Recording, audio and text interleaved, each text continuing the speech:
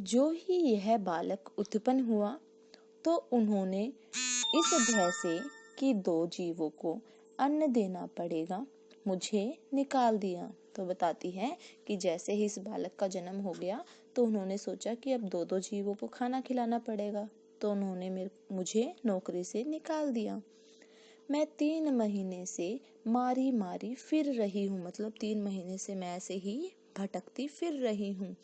कोई टहलनी नहीं रखता, मतलब कोई टहलनी नहीं रखता।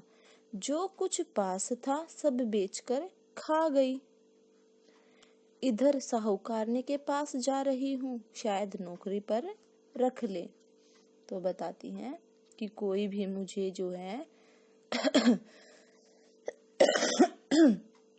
काम पर नहीं रखता तो मैं जो है साहूकारने के पास जा रही हूँ, शायद वो मुझे नौकरी पर रख ले। मूर्त, तुम्हारे पास कोई ऊनी वस्त्र नहीं है? स्त्री, वस्त्र कहाँ से हो, पैसा ही तो है पास नहीं। तो बताती है कि वस्त्र कहाँ से आएंगे जब पैसे ही नहीं है पास में, तो वस्त्र कहाँ से आएंगे। मूर्त, यह लो लोई, इसे ओढ़ लो। तो उसे जो है एक लोई दे देता है ओढ़ने के लिए, एक शॉल दे देता है, वो के बोलता है इसे ओढ़ लो। स्त्री, भगवान तुम्हारा भला करे, तुमने बड़ी दया की, बालक शीत के मारे मरा जाता था। तो स्त्री बोलती है कि तुम्हारा भगवान भला करे, तुमने हमारी मदद की, वरना मेरा बच्चा तो ठंड के मारे मर ही जाता। मूर्त, मैंने कुछ नहीं किया, श्री कृष्ण भगवान की इच्छा ही ऐसी है। तो मूर्त बोलता है कि मैंने कुछ भी नहीं किया, ये तो भगवान की इच्छा है। फिर मूर्त ने स्त्री को रात वाला स्वप्न सुनाया। फिर वो जो है स्त्री को भी रात वाला स्वप्न सुनाता है कि उसने ऐसे ऐसे सपना देखा था। स्त्री, ईश्वर का दर्शन होना कोई असंभव तो नहीं है। तो स्त्री बोलती है कि भगवान के दर्शन होना कोई असंभव बात नहीं है, मतलब जो संभव ना हो सके, आपको अवश्य जो है भगवान के दर्शन हो सकते हैं। स्त्री के चले जाने पर सेब बेचने वाली आई। जब वो स्त्री चली जाती है तो वहां पर एक सेब बेचने वाली आती है। उसके सिर पर सेबों की टोकरी थी और पीठ पर अनाज की गठरी। तो सेब बेचने वाले के सिर पे तो सेबों की टोकरी और उसकी पीठ पर अनाज की गठरी थी। टोकरी जमीन पर रखकर खंबे का सहारा ले वह विश्राम करने लगी। तो उसने अपनी जो टोकरी है वो खंबे के सहारे रख दी और आराम करने लगी। विश्राम मतलब आराम करने लगी कि एक बालक टोकरी में से एक सेब उठाकर भागा। कि जैसे वो आराम कर रही थी ना, तो वो देखती है कि एक बालक जो है टोकरी में से सेब उठाकर भाग रहा था। सेब वाली ने दौड़कर उसे पकड़ लिया और सिर के बाल खींचकर मारने लगी। तो वो सेब वाली जो है उसके बाल पकड़कर उसके बाल खींचकर उस लड़के को मारने लगी। किस लड़के को? जो सेब उठाकर भाग रहा था। बालक बोला, मैंने सेब नहीं उठाया। मूर्त ने उठकर बालक को छुड़ा दिया। तो मूर्त ये सब देख रहा था, तो मूर्त आता है और बालक को छुड़वा देता है। मूर्त, माई क्षमा कर, बालक है। तो मूर्त बोलता है कि माई इसे माफ कर दो, छोटा सा बच्चा है। सेब वाली, यह बालक बड़ा उत्पाती है। वो बोलती है कि ये बच्चा बहुत ही उत्पाती, मतलब बहुत ही शैतान है, बहुत ही शरारती है। मैं इसे दंड दिए बिना कभी न छोड़ूंगी। तो बोलती कि मैं तो इसे दंड अवश्य दूंगी बिना दंड दिए मैं इस बच्चे को नहीं जाने दूंगी। मूर्त, माई यह क्या कहती हो? तो मूर्त उसको बोलता है कि ये क्या बोल रही हूँ, बदला और दंड देना तो मनुष्यों का स्वभाव है, परमात्मा का नहीं। तो मूर्त बोलता है कि बदला और दंड देना तो मनुष्यों का स्वभाव है, भगवान का नहीं। वह दयालु है, मतलब वो सब पर दया दृष्टि दिखाने वाला है।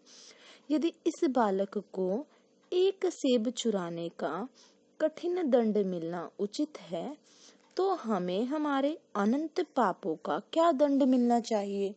तो वो जो मूर्त है वो बोलता है कि अगर एक सेब चुराने पर आप इस बच्चे को इतना कठिन दंड देंगे, इतना कठिन दंड आपको ठीक लग रहा है, तो हमने जो इतने बड़े बड़े पाप कर रखे हैं उसके लिए हमें क्या दंड मिलना चाहिए। सेब वाली फिर बोलती है, यह सत्य है, परंतु ऐसे बर्ताव से बालक बिगड़ जाते हैं। तो बोलती है कि बेटा तुम बात तो सही बोल रहे हो, पर अगर मैंने इसे छोड़ दिया तो ये बच्चा बिगड़ जाएगा। तो मूर्त बोलता है, कदापि नहीं, कि नहीं, ऐसा बिल्कुल भी नहीं होता। बिगड़ते नहीं अपितु सुधरते हैं, कि ऐसे बच्चे बिगड़ते नहीं हैं बल्कि सुधर जाते हैं। सेब वाला टोकरी उठाकर चलने लगी, सेब वाली टोकरा उठाकर चलने लगी कि उसी बालक ने आकर विनती की, माए यह टोकरा तुम्हारे घर तक मैं पहुंचाता हूँ। तो जैसे ही सेब वाली चलती है तो जिस बच्चे ने उसकी सेब चुराई थी वो जो है उसकी मदद करने के लिए आता है और बोलता है कि माई आपका ये टोकरा मैं आपके घर तक पहुंचा दूंगा। रात्रि होने पर मूर्त भोजन करने के बाद गीता का पाठ कर रहा था कि उसकी आंख झपकी। रात्रि में जैसे उसने भोजन किया, भोजन के बाद वो पाठ करने लगा गीता का, तो उसकी आंख फिर से लग गई और उसने यह दृश्य देखा। मूर्त मूर्त मूर्त बोलता है फिर, कौन हो? मैं लालू। तो बोलता है कि मैं लालू हूँ। इतना कहकर लालू हंसता हुआ चला गया। लालू बोलकर और वो चला गया। फिर आवाज आई, मैं हूँ। मूर्त देखता है कि दिन वाली स्त्री लोई ओढ़े बालक को गोद में लिए सम्मुख आकर खड़ी हुई। सम्मुख मतलब उसके पास आकर, सम्मुख मतलब सामने आकर, ठीक है।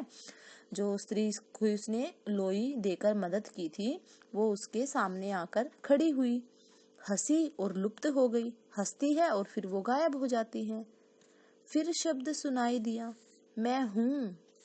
देखा कि सेब बेचने वाली और बालक हंसते हंसते सामने आए और अंतर्ध्यान हो गए।